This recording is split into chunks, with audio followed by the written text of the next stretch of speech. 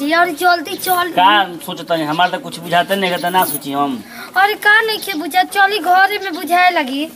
चलो आओ घरे आओ।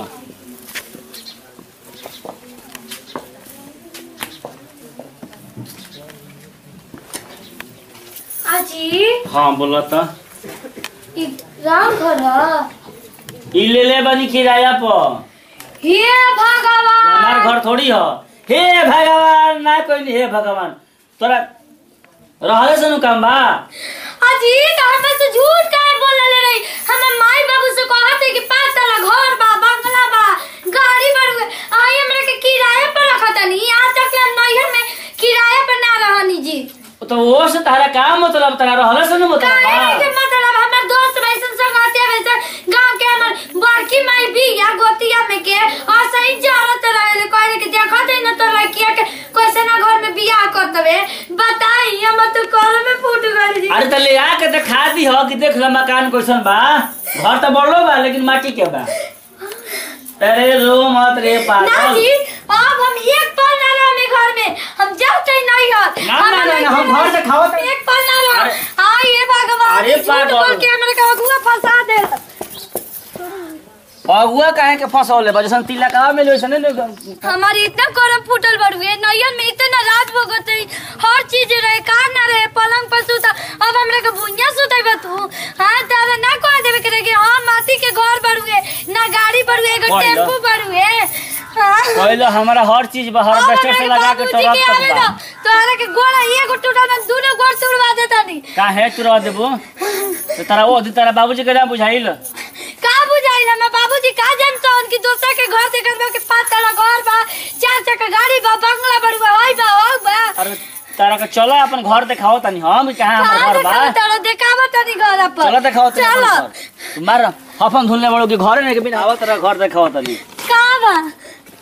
देखो हायो सम बनौनी है। हे भगवान अरे हमर घर फूट गया। अरे तोर पगली तोर करम में क्या फूटो। ये घर में हम राम हां माई बताओ इतना बड़ सपना देखते रही कि हमार बियाह होई तो देखियो सन 4 तला घर वाला करी और पापा रोवो जौन हमार गरम जल गई। अरे पगली ते रो जाओ ना ते रो तोड़ की ना त हमरो देखो रो मन कर दियो। बात बोली अब आती हम का भाई घर है खराब बा ई कितना झकास बनौनी बनी। तेरे के भगवान उठा ले जे मर्जी में भोगा में रहनती है हमरा के फंसा देले। बताओ ओई घर में हम के बुनी आई तो हम उदा जाए आई तो इनको छुआबे ना कर। बताओ ई घर है कि लागत है कि एजी के बियर बार के दुकान चलो तड़वे।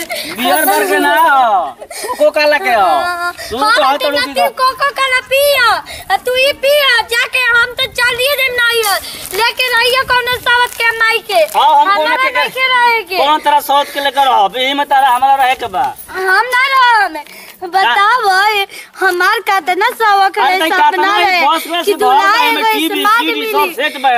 चलो भइल कि चलो लंगर में जाए तो लंगर से कौन काम बढ़वे एगो लंगरों से बियाह भइल और ऊपर से घरो दुआर ना हमार तो करम में फूट। अरे तो जगह जमीन के कमी नहीं खेरे पगली और पिपरमेंट देख 36 बीघा हमरे रोपाता। हमार करम में फूट। अरे तार करम फूटल नहीं खे तू काहे रोले बाड़ू बचपन में तो छोड़ के हमर माई बाबू मर गेलन। हम माई बाबू की जीवन ले रही का मर गेलन त का हम ही उनका के मार देलन का आके कैसा हूं झूठ बोल के बिया हमर भइल की वंश वर्ष आगे में चली तो तू हमरा के छोड़ के तेहू भागे लगले तोरे पे देख के हमर सबूर भइल की हर चीज हमर शौक पूरा होई आ तू भागे लगल हमरा के छोड़ के। तो रौरा हमरा के काहे ना बतैले रही। रौरा बतावे के चाहते ना जब कुआर में बात करती तो बता देती। अरे तो बता दे तो बियाह ना भइल रही ऐसे ना हम बतावत रही। हम ना जानते रही कि रौरा इतना तकलीफ दुख बजा दी माफ कर दे जैसे रकम वैसे रह तारा के चलो हम घर देखो हम बनवा देतनी हई तले हे में तले रह जे देखो तो ये पर प्लास्टर हो गेल बा आया गो देखो हयो गो कटरा ले ले बनी गरा के 600 रुपया महीना देहिला। चली ठीक अब देख ले वो ठीक बारू अब जब ले ले बनी अब जाते ओकरा के तनी साफ उप कर देबे गाय गोरु वैसन खिया दे तनी का करी साफ करे क दे हयो देखल हमर रूमवा तारन छोड़ी हम देख ले दौड़ा जाई देख लो। हे भगवान ऐसा दिन कोई के मत देखिए। और जौन सच्चाई बा उस सच्चाई के तो कह देवे के चाहते हैं कि हमार घर दुआर के गरीब परिवार से बनी, हमार कोई कुछ नहीं के। और रही माई बाबू के राजी तो माई बाबू करियन, ना रही तो ना करियन।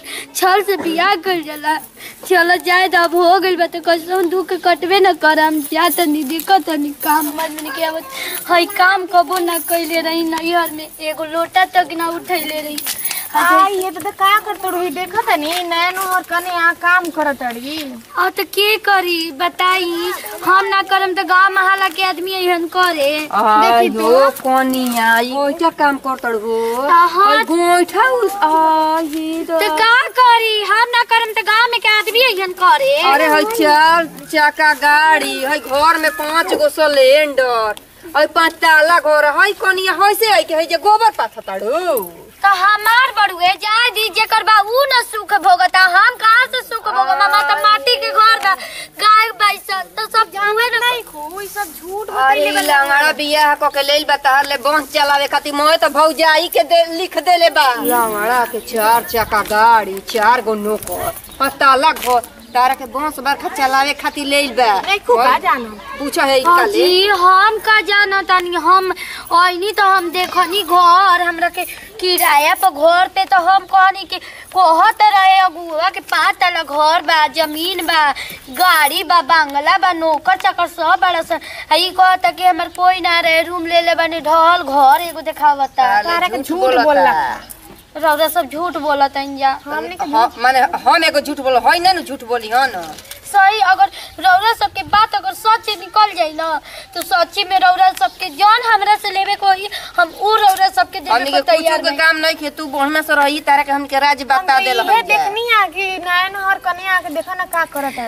आज बतावत नी लंगड़ा के हमरे से इतना छल कपट कइले बा। अब समझ जाई तू आतने पर समझे कोई तो समझी बुझत रही है। ठीक बा आ तो उनकर के हम बताइए देता नी, हमरा से छल करके सोचे त ई नहीं खन जानत कि हम कौना खानदान के बेटी हनी। हाँ कौनो खानदान के कहता हम बड़ी एथू हनी। सब हमारा रहे लेकिन हम लिख देले बनी देखो भौजाई के। ये भगवान हम जानबे ना करी कि तारा हमारा बियाह होई। अजी रौरा के उन के केता ना चनाक बैसन रौरा के पागल बुर्बक न बनैले रहिसन कि बियाह ना होके देबल जाई।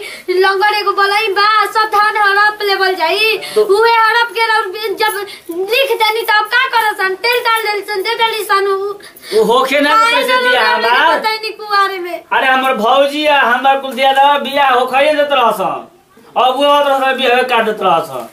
त उ तो हमका जानी कि तारा हमारा बियाह होई। जा दी अब ऐसन गलती मत करम, भैया लोग के समझा दी। हम देखा हम कान धरतनी ऐसन को गलती काम हमारा से ना होई। तो ठीक बा भैया लोग के समझाई। नमस्कार प्रणाम। ये गलत ना भैया। हमारा चैनल के नाम है MKB फिल्म्स, ओकरा के लाइक करी सब्सक्राइब करी और आगे हमारा यहाँ के अंजू जी बताइए। जी नमस्कार प्रणाम, हम बानी अंजू सरगम और ये वीडियो बना के संदेश ये रहा कि अक्सर घर घर में हो तरुए मान ली कि अगर कोई पागल बा बुर्बक बा सनका बा लंगर बा गुंग बा तो ऐसे ना करे के चाहिए कि ओकर सा धन हड़प ली आ हड़प के ओकर बियाह शादी ना होके दी। बियाह शादी होता तो सब लिखवा पढ़वा के ये गलत बात बड़ुए रौरा सब देखला जा। आ इहो गलत बा कि मान ली कि झूठ सच बोल के बियाह भी कइल बहुत गलत बात बा। तो झूठ सच बोल के लड़की की जिंदगी मत बर्बाद करी जा रौरा सब। अगर रौरा सब के वीडियो अच्छा लागल हो तो दिल से लाइक करी शेयर करी और कमेंट में जरूर लिख के बताएं कि वीडियो कैसा लगला। ज्यादा से ज्यादा शेयर जरूर करी। यही सब के साथ लेवल विदाई, अगले वीडियो में फिर से मिला जी। नमस्कार प्रणाम।